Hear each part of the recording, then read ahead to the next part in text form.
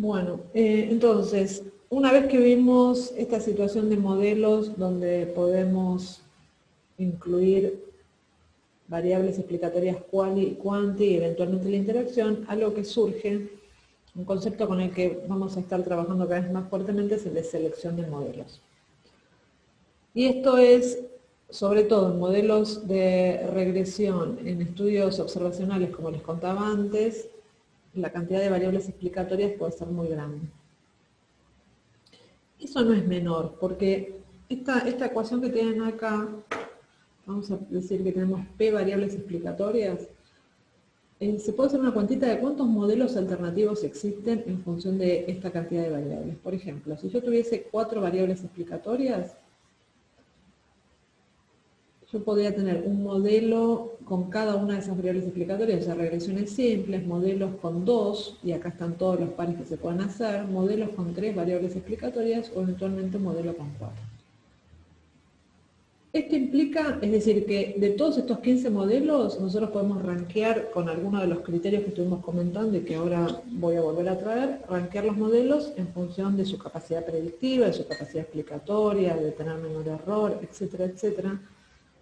Pero lo que tienen que pensar es que, a diferencia de lo que pasa en los estudios experimentales, donde tenemos un modelo, venimos con un modelo en la cabeza, lo ponemos a prueba y concluimos, en los observacionales, en las regresiones con muchas predictoras, vamos a tener que hacer algún proceso de depuración y de selección para rankear los modelos, porque podemos tener muchos.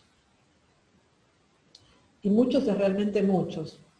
Yo estoy trabajando con datos de epidemiología, creo que les había contado, de consumo de sustancias en adolescentes, entonces la variable de respuesta es, por ejemplo, fuma o no fuma, y las variables explicatorias, que pueden ser cualitativas o cuantitativas, no sé, voy a tener unas 25 o 30 variables explicatorias. Desde las obvias, las demográficas, son como paquetes de variables, ¿no? Entonces están las variables demográficas, que tienen que ver con la edad, tienen que ver con el género, tienen que ver con el nivel socioeconómico de la familia, el lugar de residencia, si va a escuela pública o privada, pero después tenemos otras variables que tienen que ver, por ejemplo, si los amigos son fumadores, si los padres fuman, con variables que tienen que ver cómo es la relación, alguna cuantificación del tipo de relación con los padres, el control parental, porque son chicos de adolescentes tempranos, y así sigo sumando, y al final del día la cantidad de variables, todo es con un marco, ¿no? Hay unas razones, como componentes que tienen que ver con la familia, componentes que tienen que ver con la escuela, son muchísimas. Entonces esto implica a que vayamos familiarizándonos con la idea de que entre muchos modelos alternativos nosotros vamos a hacer una selección y en base a algún criterio definir uno o dos modelos ganadores. De eso quería comentarles en este ratito que nos queda. Para que se vea, ¿no? Si tienen 10 variables explicatorias, hay 1023 modelos posibles. Y esto sigue escalando, como vemos ahí, con una potencia. Entonces, en lo que tiene que ver con selección de modelos, atención, porque ya charlamos que los modelos más complejos no necesariamente son los mejores, ¿no? Lo que vamos a tener siempre es un compromiso entre modelos, entre la complejidad del modelo, más y más parámetros, más y más predictoras o funciones, y esto tiene que ver, es inverso a la parsimonia, y tenemos por otro lado el ajuste. Y siempre tenemos un compromiso con eso. ¿Qué pasa? Que yo sé que si agrego más términos en mi modelo y le agrego, no sé, si la variable es cuantitativa, polinomio de grado 2, de grado 3, de grado 4, cada vez el ajuste va a ir mejorando. Entonces vamos a tener un modelo más complejo, vamos a ir para este lado. Pero podemos caer en este riesgo de lo que se llama sobreajuste. ¿Qué quiere decir un sobreajuste? Que tenemos un modelo muy complejo que está explicando recontra bien, muy bien, a nuestro set de datos, a nuestra muestra. Pero son modelos que cuando nosotros los usemos para hacer predicciones de datos que no fueron usados para construir ese modelo, lo que vamos a tener es que tenemos una varianza, una capacidad, un error en la predicción. Esta varianza de acá tiene que ver con error en la predicción altísimo. ¿sí? El sobreajuste hace eso, muy buen ajuste para los datos que se usaron para el modelo, pero un ajuste mucho peor para datos fuera de la muestra. Y el otro riesgo que corremos es el subajuste, hacer modelos muy sencillos, con poca complejidad, con pocos parámetros, pero tener unas estimaciones también pésimas, y eso tiene que ver con predicciones sesgadas. Entonces, un poco la lógica de este dibujito es esto, un compromiso, el modelo óptimo no es ni muy ni tan, ¿no? El modelo óptimo va a ser un modelo donde nuestro error de predicción no sea enorme, pero donde nuestra complejidad tampoco sea demasiado baja. ¿Sí? Entonces,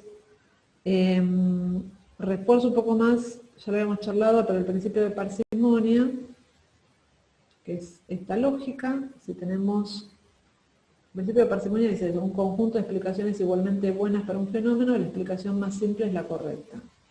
En términos de modelos, si llevamos ese principio a nuestros modelos, podríamos decir, los modelos deberían tener la menor cantidad posible de parámetros, pero ojo con esto, ¿no? Con caer acá. En principio los modelos con relaciones más simples deberían ser preferibles a los más complejos. Entonces entre modelo lineal y modelo no lineal vamos a empezar con modelo lineal. Y finalmente que los modelos, si estoy por acá, y estoy en una situación muy compleja, los modelos deberían ser reducidos hasta encontrar el mínimo adecuado. Y para todo eso vamos a tener indicadores, en términos estadísticos. Y acá les cuento algunos de los criterios, que ya los estuvimos charlando. Varianza residual o la varianza del modelo, este era el sigma cuadrado, ¿se acuerdan? Ese cuadrado del error, también en un formato de comparación de medias es el cuadrado medio del error, el R lo llama el error estándar residual, todo eso es lo mismo, ¿no? Es unas estimaciones de esto. Ya sabemos que vamos a querer que esto sea bajo. Otra variante que podemos usar es el R cuadrado, pero el R cuadrado no va a estar bueno para comparar modelos, vamos a usar el R cuadrado ajustado, ahora se los cuento. Y querríamos el que tenga mayor R cuadrado ajustado. Con el acaique, ¿qué queremos? Que sea menor. El menor posible. Y después algunos criterios, perdón, disculpen, y este último, que es el error cuadrático medio de predicción, que yo creo que se los había comentado, igual lo vamos a ver, este es específicamente para las predicciones, y esto tiene que ver con validación cruzada. Vamos a crear, o vamos a elegir el modelo con menor error cuadrático medio de predicción. Entonces algunos criterios, y otros criterios pueden ser retener variables con coeficientes significativos, variables o términos, como vimos recién, ¿se acuerdan la interacción? Un argumento podría ser, yo dejo la interacción porque me dio significativa. ¿Sí? Es un criterio. Y un criterio equivalente, que tiene que ver con significación, es retener variables que provoquen una reducción significativa de la varianza residual. ¿Sí? Bueno, todas estas son herramientas en este proceso de rankear modelos. Varianza residual, ya la charlamos. Hoy me desboqué porque lo podía haber contado acá, esto de n menos p, ¿se acuerdan la cantidad de parámetros? Y acá se ve bien que la varianza residual, que es crítica para todo lo que tiene que ver con la inferencia, viene de calcular los residuales del modelo. Es decir, la magnitud de la diferencia entre lo que nosotros vimos y la predicción que hace nuestro modelo. Acá tenemos el ruido, lo no explicado, y abajo los grados de libertad van a ir cambiando según la cantidad de parámetros que tuvimos que estimar para calcular la predicción. O sea que básicamente acá vamos a tener los coeficientes. Esto va a ser el número de coeficientes. ¿Sí? Bueno, sí. Fíjense que estos eran los modelos que teníamos recién. creo que eran estos, no sé si son estos datos, ahora me entró la duda, pero lo estuvimos medio pispeando cuando probamos los distintos modelos y hemos visto que la varianza residual iba cayendo. Bueno, otra opción, coeficiente de determinación, pero el ajustado. ¿Por qué necesitamos el ajustado? ¿Alguien sabe esto?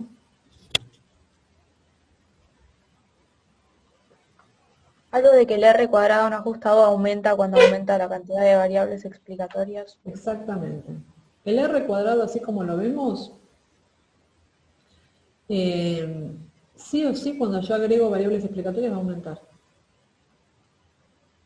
Porque de ninguna manera penaliza el agregado de variables irrelevantes. O sea, si yo a la base de datos que estábamos viendo recién, genero una variable aleatoria con un R-norm, que me genera una variable aleatoria con distribución normal, que es cualquier cosa, y pongo eso como variable explicatoria en modelo, el R cuadrado va a subir. Aunque sea en el tercer decimal, pero va a subir. Entonces, al final del día, usar el R cuadrado para comparar modelos no está bueno, porque siempre van a tener ventaja los modelos más complejos. ¿Se entiende? Entonces, coeficiente de determinación ajustado lo vamos a usar para comparar modelos cuando tenemos distinta cantidad de variables explicatorias. Esa es la lógica, ¿sí? Igual el R cuadrado a secas nos va a servir si yo les pregunto ¿cuánto estoy explicando de la variabilidad en la variable de respuesta? Bueno, ese es el R cuadrado. Pero si quiero rankear los modelos, va a ser el R cuadrado ajustado. El R cuadrado ajustado, en su ecuación, lo que está haciendo es una penalización por incorporar variables. O sea, tiene un costo meter verduras, meter variables que no explican. Puede pasar que si yo agrego una variable que no es relevante, que el R cuadrado ajustado baje. En el R cuadrado común jamás me puede pasar eso. ¿Sí? Entonces, miremos acá, con los modelos. ¿Se acuerdan? El modelo nulo tiene 0% de R cuadrado ajustado. Y después fuimos viendo que esto fue subiendo, y acá también subió. Esto quiere decir que el último modelo que tenía la interacción, a pesar de ser un modelo que le estamos incorporando un término más, igual sigue siendo valiosa su incorporación porque el R cuadrado ajustado aumentó. ¿Vamos?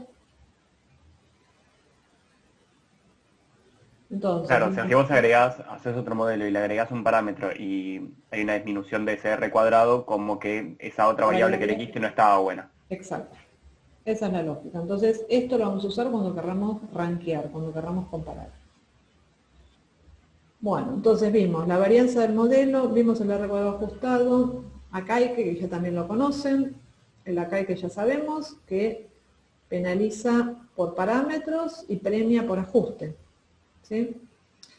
Vuelvo a recordar que esto de acá, que es la verosimilitud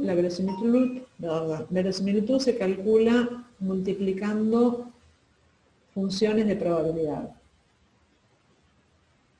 Estas funciones de probabilidad son todos números entre 0 y 1, con lo cual, perdón, no quise decir eso, sino que cuando yo haga este producto, si estoy comparando un modelo que tiene un n de 100 con un modelo que tiene un n de 98, porque hay dos pacientes donde me olvidé de anotar si eran varones o mujeres, entonces ese dato no lo voy a tener, estos dos modelos, estos dos acalques no van a ser comparables, porque el segundo, en eso de multiplicar, tuvo dos términos menos. ¿Se entiende? Las verosimilitudes no son comparables. Por eso es fundamental que cuando ustedes comparan modelos, la cantidad de datos tiene que ser la misma. ¿Se entendió eso? Acá, por ejemplo, el modelo 2 tal vez me da menos verosimilitud, pero simplemente porque son menos datos.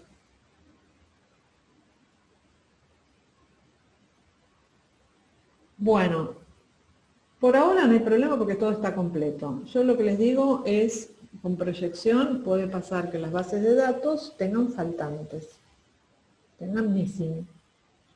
Eso es muy común, de nuevo, en los estudios observacionales, en los estudios ecológicos. Los datos que les estaba contando que tengo yo son de encuestas, se fue a las escuelas y los pibes contestaron y, no sé, hay un 5% de datos faltantes en casi todas las variables. Entonces, si yo en un modelo pongo, por ejemplo, el nivel educativo de la madre como variable predictora, ese modelo tiene un montón de datos faltantes porque los pibes no tienen la menor idea, o muchos no saben hasta qué nivel educativo llegaron sus padres, entonces tienen muchos missing, y en otro modelo no pongo esa variable, pongo otras. Entonces esos modelos no los voy a poder comparar por acá y que así crudamente. ¿Se entiende lo que estoy diciendo? Es cuando las celditas que faltan son distintas, entonces ahí acá hay que no funciona.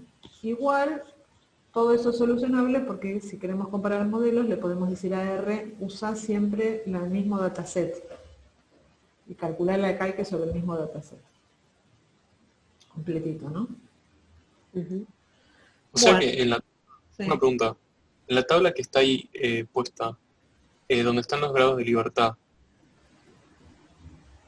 ¿influye que haya distintos grados de libertad o no para hacer esa comparación? Sí, entre estos AIC? grados de libertad es el número de parámetros. ¿Y dónde está eso? En el AIC. Y al final el último término que penaliza. Exacto. Acá lo vas a tener acá. Lo que yo estuve hablando es sobre la otra parte, sobre la verosimilitud. Perfecto. Bueno, entonces si vemos el AIC, este modelo, el último modelo es el del centrado. Ven que el del modelo centrado es igual al sin centrar, la verdad que no cambia nada. Lo único que cambió es las estimaciones de las ordenadas al origen. Pero claramente vemos que el AIC va cayendo.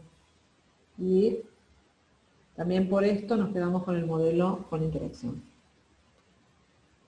Bueno, y ahora les quiero contar esto, que es el error cuadrático medio de predicción. ¿Cuál es la lógica?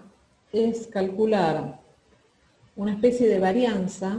No es una varianza porque no divide por los grados de libertad, sino que divide por n, por eso se llama error cuadrático medio.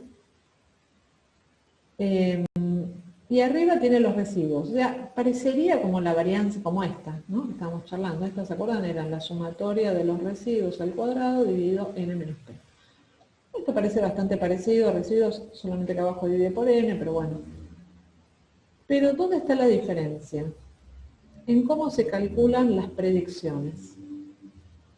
Para calcular las predicciones, estimo el modelo sacándole cierta cantidad de datos. ¿Se entiende? Es como que voy a hacer una predicción con una parte de los datos, voy a construir el modelo con una parte de los datos y voy a usar ese modelo para predecir otra parte de los datos que no participó en la construcción del modelo.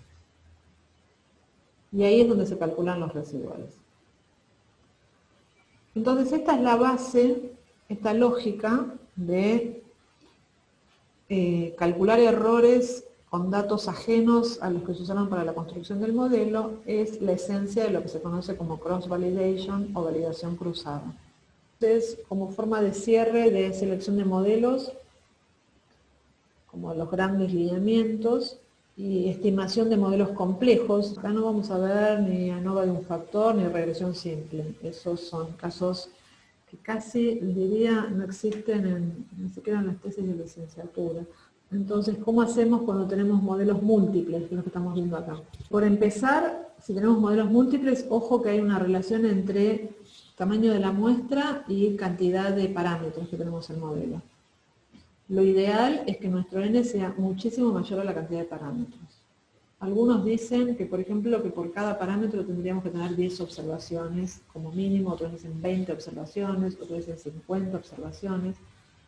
Pero queda claro que si yo tengo 10 datos, no sería razonable estimar un modelo de 10 parámetros, por ejemplo. ¿Sí? Lo que nos va a pasar, si no tenemos un n mucho mayor que la cantidad de parámetros, va a aumentar el error en las estimaciones, el error estándar.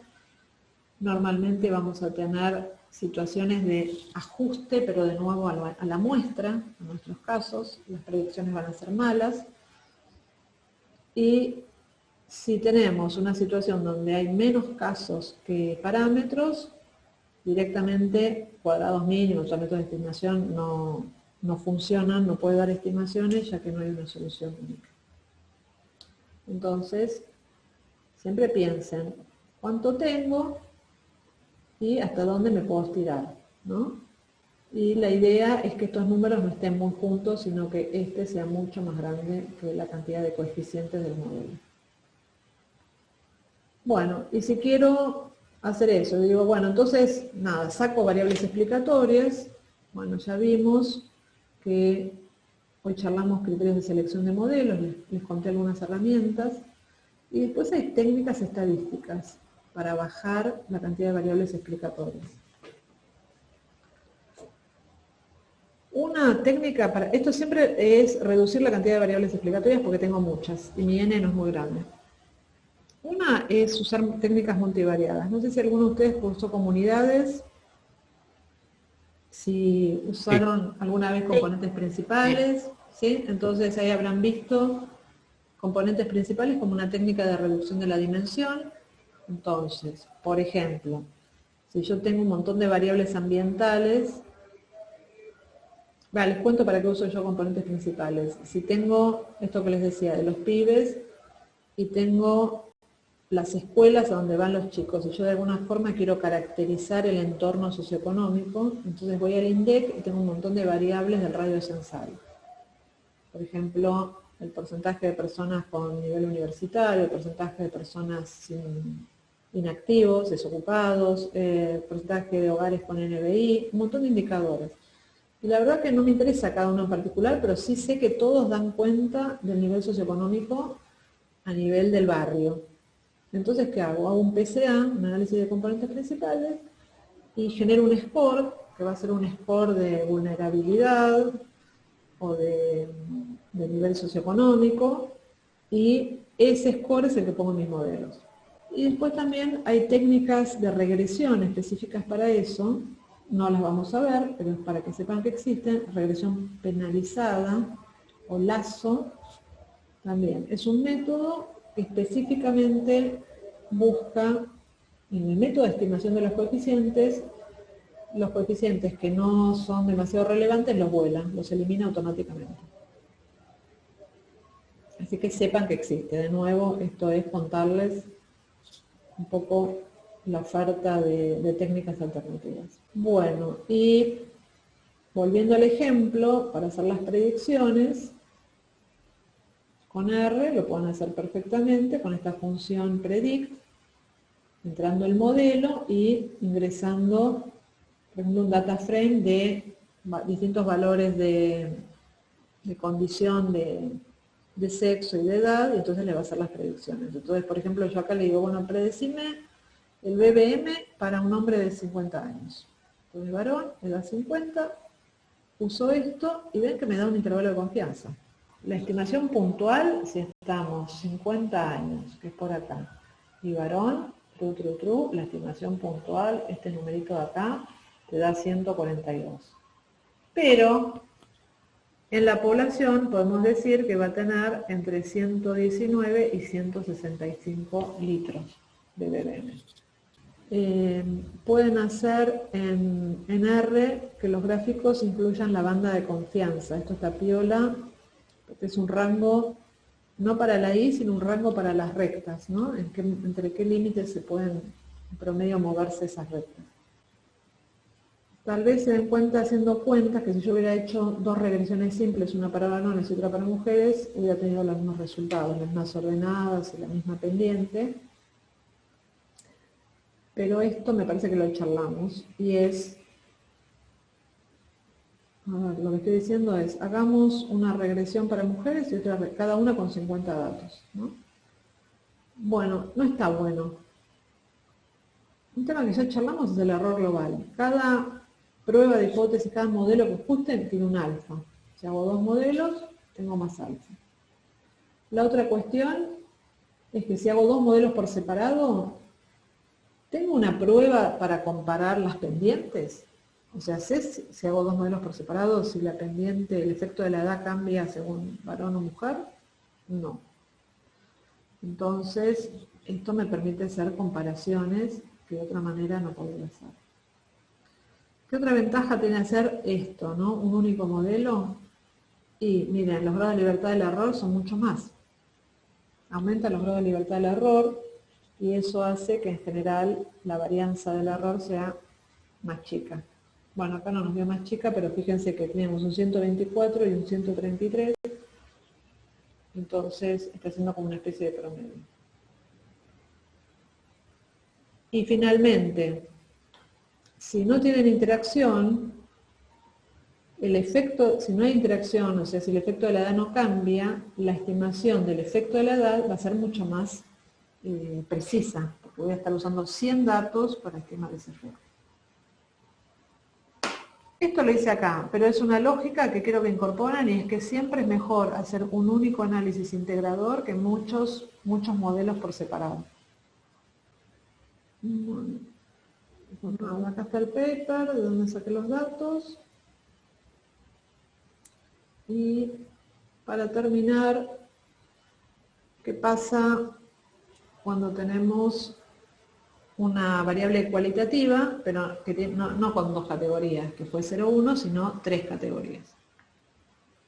Por ejemplo, si yo acá les pregunto el nivel de actividad física, y los pacientes pueden contestar baja, moderada o alta. Digamos, yo lo quiero meter en la regresión, o sea que esto lo tengo que convertir en una cuantitativa. Bueno, acá vuelvo a hacer énfasis, eso no quiere decir que esto va a ser 0, 1, 2 o 1, 2, 3, sino que tengo que generar variables indicadoras. ¿Y cuántas variables indicadoras? 2. 2. Si son 3 categorías, son 2. Entonces, ven, acá yo generé, por ejemplo, una que se llama moderada y otra que se llama alta. ¿Por qué no está la baja? La baja quedó de referencia. La misma lógica de hoy que llamamos varón, mujer no apareció porque era la de referencia. Entonces, ven que con esto, doble 0 es baja, 1 en esta es moderada y 1 acá es alta. ¿Sí? Acá no vamos a ver nada de alta con respecto a moderada. De alta con respecto a moderada, cuando pidas el summary, te va a hacer comparaciones todas con respecto a la referencia. Ahora, lo van a ver en la práctica, esas comparaciones entre las categorías no están bien, no es un Tukey, no hay control del error global. Así que si ustedes, por ejemplo, la moderada con la baja va a estar el P en el modelo, ¿no? Pero moderada con baja y va a estar baja con alta. Están todas las comparaciones con respecto a la referencia. Esta no va a estar, pero además estas otras dos no controlan el error global. Si tienen solo dos categorías, que es lo que hicimos recién, sí, porque no hay múltiples test, es uno solo. Pero si tienen más de dos categorías, ojo, hay que hacer un método, no voy a mirar las P del summary, sino que voy a hacer un método de comparación.